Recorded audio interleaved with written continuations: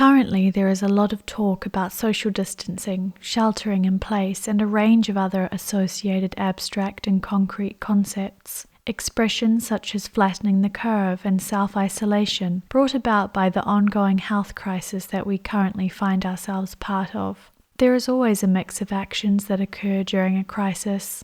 Some good, such as people helping others in need, for example, looking out for and after others in the community.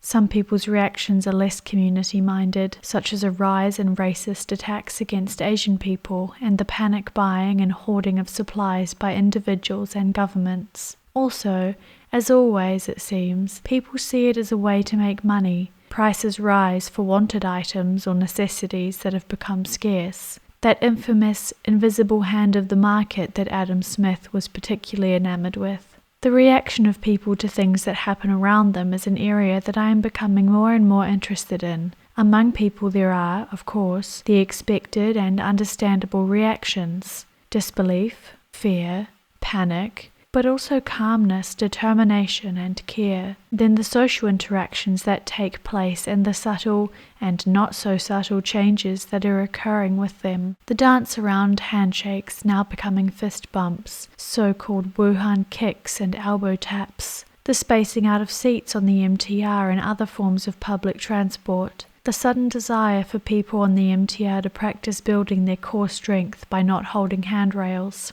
For some time now, I have often found myself paying attention to people and their reactions to things like art, wandering around a museum and seeing what attracts someone's interest, what delays their progress, people's facial expressions, comments. I like to watch as faces express joy, wonder, puzzlement, disdain, or simply nothing. Hear little intakes of breath, watch heads shake or nod. Smiles or frowns that spread across faces like sunshine and clouds. Hands placed on chins, arms crossed over chests, noses scratched. A sigh, a tisk, a muttered under the breath, rubbish.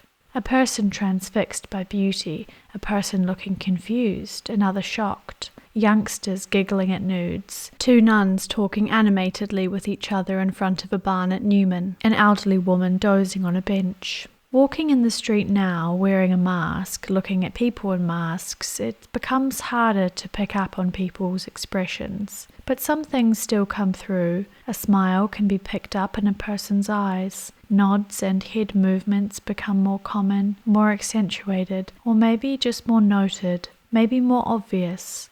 People seem to be more aware of the space around them. Sometimes doors get held open, but lift doors still get shut in your face. But here, that's not really anything new.